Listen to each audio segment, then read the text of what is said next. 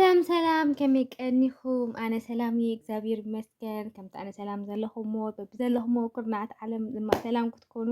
ብኣልትምሮ ተስፋይ ማለት እዩ። ሎማዓንቲ ድማ ብሓዳሽ ቪድዮ መፂና ኔና ሓዳሽቲ ለኹምኩም ሰብስክራይብ ምግባር ኣይትረስዑ ሰብስክራይብ ዝገበርኩም ድማ ያው ላይክ ምግባር ኣይትረስዑ ሽኮሪናታት ማለት እዩ። ሎማዓንቲ ድማ ብዛዕባ ኣሌክስ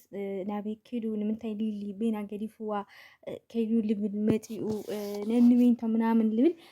ሓድሽ ነገር ተፈጢሩ እኒአ ማለት እዩ። እሱ ድማ እንታይ እዩ እስካብ መጨረሻ ቪድዮ ክትሰምዕዎ እኒአኩም ማለት እዩ ጋይዝ። ከይደበረኩም ከይሰልችወኩም ደስ ናና ጨዋታ ክንከይድ ኢና። ንሳትኩም ድማ ያው ተስፋ ይገብር እስካብ መጨረሻ ቪድዮ ክትፀንሑ ማለት እዩ። ሊሊ ሪኢኹም ኢኹም ብኦርቶስ ማሊ ናብ ትግራይ ኣትያ በበይነቶም እዮም ኣትዮም እና ናይ ሊሊ ስድራ ድማ ብጣዕሚ ደስ ይበሎምን እዩ ማለት ኣዲኣሲ ብትሕቲ ወርሒ ስለዝኾነት በይና ክትከይድ ምናምን እሞ ድማ ናይ 2-3 መዓልቲ ልዩነት ገይሮም በበይነቶም ክኸዱ ፅቡቅ ኣይኮነን። ወላ ወለድና እንድሕር ሪኢኹሞ ኮንኩም ናይ ወለድና በይናይ ትኸይድን እያ ናብ ዝኾነ ቦታ ነዊሕ ርሕቀት ከማንዚ ወለድናስ ኣይክኸዳን እየን ኣብ ገዝአን እንትን እየን ልብላና ሎሚ ግን ያው ምስቲ እንጀራ ኣብዚ ኮንካ ኣፍቲ ክኾን ይኽእል ምስኡ ክትከውን ትደሊ ንሳለ እና ብዙሕ ልዩነት እኒአሉ ይኹን ዳ እምበር ካብ ኣዲስ ኣበባ ናብ መቐለ ክመፅእ ከሎ ብሓንሳብ ክመፅእ እያ ተፀቢያ ነይራ ኣዲኣ ነይድልና ሎማዓንቲ ብጣዕሚ ተኾርያ ደስ ይበላን እያ ደስ ከም ዘይበላ ድማ ነይድሊ ነጊራታ ማለት እዩ። ከምኡ ድማኒ ክመፅእ ከም ዘለዎ በይና ምስ ዳዳ ፅቡቅ ከም ዘይገበረ ኣሌክስ ምናምን ዓይኖም ነጊራታ ማለት እዩ። ሊሊ ማሲ ሊሊና ዓይኖምስ ያው ትፈልጥዎን ኣለኹም ከምታይ ዝበሃል እየን ከም መሓዝት ከም ኣደን ጓልን ፅቡቅ ዝኾነ ርክብ ኣለዎን ማለት እዩ እና እቲ ስራሕ ንሱ ትክክል ከም ዘይኮነ በይና ክሰዳ ከም ዘይነበሮ ዓይኖም ሎማዓንቲ ብጣዕሚ ኮርያ ማለት እዩ። ኣዲኣ ኒሊ ትክክል ከም ዝኾነት ወላዲት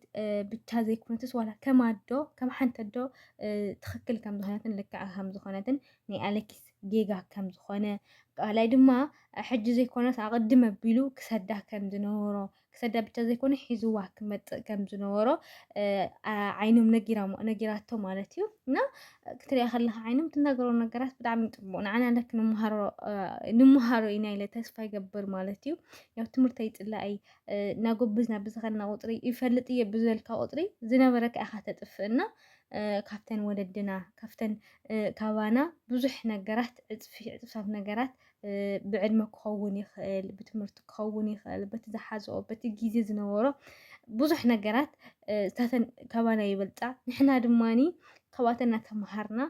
እቲ ዘለዎን ነገራት ኢልና እናሰማዕና ኣብ ሂወትና ሼር እናገበርና ብፍላይ ከም ደቂ ኣንስትዮ ከዓ ካብ ኣዴታትና ብዙሕ ነገራት ንወርሶ ዝግባእ ኣሎ ኢለ ሓስብ ምናልባት ሓደ ሓደ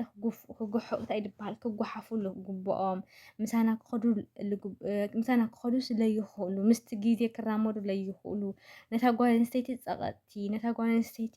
ብዙሕ ሃራማት ለይኮኑ ነገራት ክህልው ይኽእሉ እዮም ዝጓሓፉ ክህልው ይኽእሉ እዮም ብኡ ልክዕ ድማ ብፍላይ ከምዚ ናይ ጥንሲ ነገራት ናይ ኣዴታትና ምስማዕ ድማ ብጣዕሚ ኣገዳሲ እዩ ኢለ ዝሓስብ ማለት እዩ። ምናልባት በቲ ዝነበረ ግዜ በቲ ናይ ቀደም ምናምን ናሃተን ነገር ናባና ሸር ክንገብሮ ክነምፅኦ ምናምን ዘይንደሊ ሰባት ክንህሉ ንኽእል ኢና ግን እቲ ዝበኣሰ ነገራት ናይ ፀጋም ገዲፍና ግን እቲ ብዙሕ ዝበለፀ ነገራት ድማ ክንጥቀመሉ ኣለና ኢለ ዝሓስብ ካብኣቶም ድማኒ ያው እንድሕር ጠኒሳ ኮይና እዚ ብዛም ዘይምግልታዕ ካብ ስድራ ዘይምውፃእ በይና ዘይምኻድ ብዙሕ እኩውን ብዙሕን ዝኾነ ሰብ ዘይምቕራብ ዘይምትሕውዋስ ምናምን እዝታት ነገራት ነታ ጓል ኣንስተይቲ ወይ ድማ ነታ ነብሰ ጡር ብጣዕሚ ዝጠቕማ ምዃኑ ፅቡቅ ነገራት የምፀላ ምዃኑ ንሕና ናብቲ እንድሕር ተሓዋዊሳ ኮይና ግን ናይቲ ሰብ ዓይኒ ክኸውን ይኽእል ሓደ ነገራት ዝበሃል ነገራት ኣሎ ብቻ ዝሮ ግን ነቲ ጥንሲ ይኹን ንባዕላ ፅቡቅ ስለለይኮነ ተመቺ ስለለይኮነ ካብታት ነገራት ድማ ክንቁጠበለና ኢለን ስለዝሓስባ ኣዴታትና እታት ነገራት ተንገብሮ ናብ ሂወትና ሼር ተንገብሮ ፅቡቅ መሲሉ ይስምዐኒ ማለት እዩ። ሓደ ግዜ ግዜ ኣምፅኦ ኢልና ናብ ሂወትና ነእትዎ እሞ ብድሕሪኡ ምሳና ምስቲ ግዜ ምስ ኣተሓባብያና ዘይኸን ድሕር ዳ ኮይኑ ያው ኮተትና ሰበብ ሒዙልና ይመፅእ ኣሎ ማለት እዩ እና ስለዚ كلنا بستخدمنا متن كم زعينة نجارات كنا جبرني إن اللي لحس مالتيو يو أليكس أبتقري أتيونيو ليلي كم تتوالى لهم درجين قريبا يا درجين كتولد يا مالتينا سلزي أليكس بستخدمه ندي له كردام هنياتو بينا كسداسي دلي زي كوني خل تزنورو نجارات بحد إنهم مطو دليهم كونين يخلو ناكل تسلسل معلتني الناس للغنا مالتيو ግን ድማ ናይ ስራሕ ክፍተት ክህሉ ይኽእል ንሳ ኣሽዒቱ ግድን ክትረከበሉ ትኽእል ነገራት ክህሉ ይኽእል ምናልባት ድሕሪ 2 መዓልቲ ምሱ ምስ ፀንሐ ኣዲስ ኣበባ እቲ ነገራት ኩሉ ተስተኻኺሉ ክኸውን ይኽእልና ስለዚ ንኸምዝታት ነገራት ኣብ ግምት ተእቲና ቀልጢፍና ኣለታዊ ነገራት ኣለታዊ ናብ ኣሉታ ዝቐርቡ ስራሕትታት ካብ ምስራሕ ተቆጢብና ካብ ከምኡ ዓይነት ነገራት ድማኒ እንትን ኮይንና ፅቡቅ ነገራት ድማ ሸርና ተገባበርና እንድሕር ንነብር ኮይንና ኣዝዩ ጠቓምን ፅቡቅ ዝኾነን ነገራት ይህልወና ኣብ ሂወትና ማለት ኢና እና ሓደ ክብሪ ካብ ገዛኻ ካብ ቤትካ ካብ ጎጆኻ እዩ ዝጅምርና ዓይኖም በቲ ዝነበረ ነገራት በይና ምስዳዱ ሓደ ሓደ ንግበር ነገራት ንዓዓ ልምጥንን ፅቡቕን ከም ዘይኮነ ንኣሌክስ ተቆጢዓቶ ኮርያትሉ ግድን እያ ከዓ ካብ ሓንቲ ወላዲትሲ ዝሓለፈ ኦልሬዲ ሓሊፉ እንድዩ ግን ነቲ ማሕበረሰብ ነተን ደቂ ኣንስትዮ ነቶም ደቂ ተባዕትዮ ብሓፈሻ ንኩላህና ከምዚ ዓይነት ነገራት ስለ ዝትንክፈና እስታት ነገራት ናብ ሂወትና እንዳተጠቐምና ናብ ሂወትና እንዳምፃና ፅቡቅ ዝኾነ ስራሕትታት ንክንሰርሕ ፅቡቅ ዝኾነ ነገራት ንክህልወና ብፍላይ ነታ ጓል ኣንስተይቲ ዝጠቕሙ ነገራት ኣብ ሂወታ ሴቭ እናገበርና ክንከድ ከለና ብጣዕሚ ፅቡቅ እዩ ብጣዕሚ ዝጠቕመና ብፍላይ ናይ ኣዴታትና ከምዚ ነገራት ስለዘይንፈልጥ ክንፈልጥ ክንርኢ ክንፅዕረልና ኢለ ሓስብ ክንፅሕና ኣዴታት ስለንኸውን እቲ ዝገብርኦ ዝነበረ ነገራት እንድሕር ፅቡቅ ኮይኑ ምስቲ ግዜ እንድሕር ዝጓዓዝ ዝራመድ እንታይ ዝበሃል ኤክስፓየር ዘይኸውን ነገራት እንድሕር ኮይኑ ኩላና ብዝተኸኣልና መጠን ምስ ወለድና ንሕና ከዓ ንውላዳ ነሪኤሉ ነገራትና ክንፈጥር ኣለና ኢለ እየ ዝሓስብ ኣነ ከም ኣነ ማለት እዩና ስለዚ እተን ወለዲ ዝወልኦ ትኽክል እዩ ንሳቶም እውን ጌጋ ከም ዝገበሩ ብሓደ ክመፁ ከም ዝነበሮም ድማኒ ያው ነቲ ቤተሰብ ኣረዲኦም ይቅርታ ሓቲቶም ኩሉ ነገር ብሰናይን ብሰላምን ንክፍፀም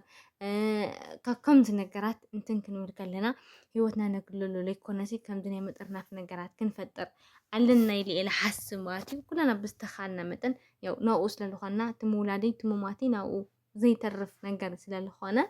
ኩላና ድማ ያው ናብ ከምዚ ዓይነት ነገራት ክንሓስብ ከምዚ ዓይነት ነገራት ክንፅንበር ከምዚ ዓይነት ሓሳባት ክህልወና ኣለና ኢለ እየ ዝሓስብ ኣነ ማለት እዩና ስለዚ ኩላና ብዝተኻኣልና መጠን ካብ ከምዚ ነገራት ፅቡቅ ነገር ሒዝና እቲ ሕማቅ ነገራት ድማ ክነውጥኦ ኣለና ኢለ እየ ዝሓስብ ኣነ ማለት እዩ ስለዚ ድማኒ